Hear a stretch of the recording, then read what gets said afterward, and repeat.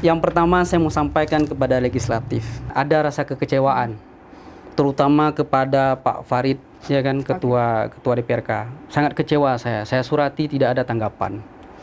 Saya minta BPK supaya mengaudit keuangan khususnya di Dinas Pendidikan. Sorry Pak Irwin nih, jadi kawan-kawan Dinas Pendidikan, pembelaan mereka supaya mengelabui, supaya tidak membayar. Pak Bakri Siddiq ini terkadang kami melihat agak aneh. Ya kan, anehnya begini, kami sesama pulang ke selatan, barat selatan sebenarnya.